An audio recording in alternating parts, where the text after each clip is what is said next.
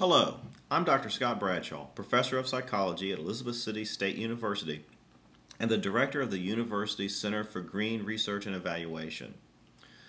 Through data collection for the Green Report, discussions with stakeholders in the region, and by drawing upon the existing assets and challenges of the region, we have identified 7 economic sectors that show special promise for the 21-county Northeast North Carolina region.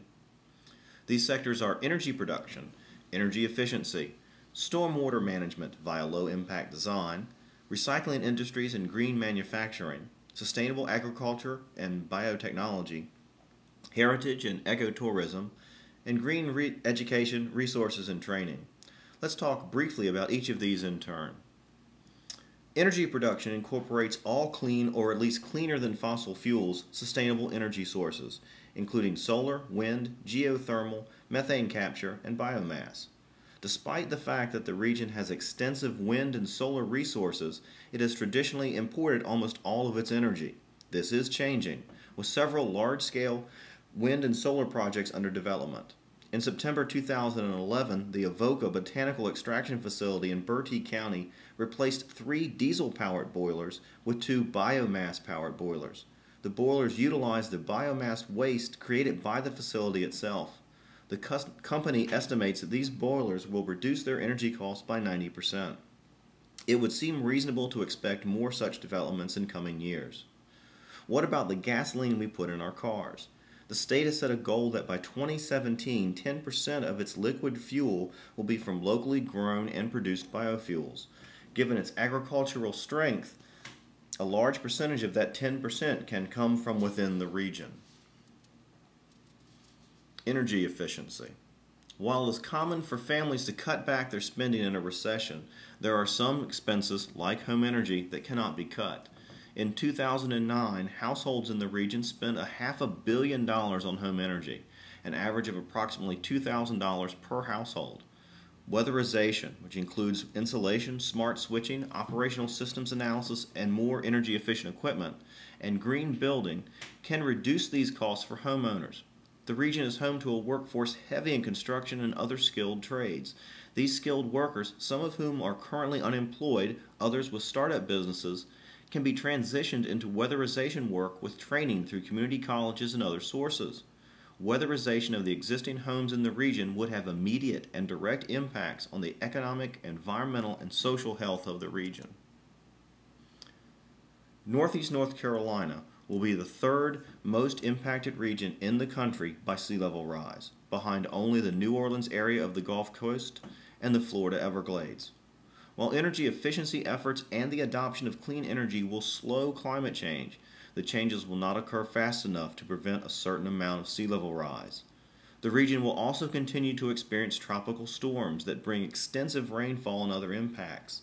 And, as if that wasn't enough, runoff from farms and residential areas is the single largest cause of pollution in our nation's waterways, and the region accounts for 37% of the water area in the state.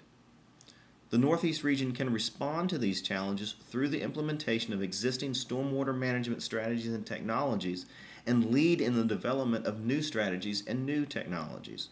If the region acts, it can be home to numerous businesses that implement these solutions. If the region does not act, then it will ultimately import these solutions at a higher cost with no new job creation for the region. The waste generated in the region through collection, recycling, and reuse can spawn numerous jobs and businesses. Additionally, the energy production, energy efficiency, and stormwater management sectors previously described will maximize their benefits if the equipment is manufactured in the region. A number of the region's existing industries, for example boat building, and occupations, such as machinists, can expand or transition into green manufacturing sectors. Amongst these sectors, agriculture has the largest number of existing employees in the region. Unfortunately, the wages in this sector are the lowest in the region. Biotechnology is one way to leverage these agricultural resources while increasing economic impact.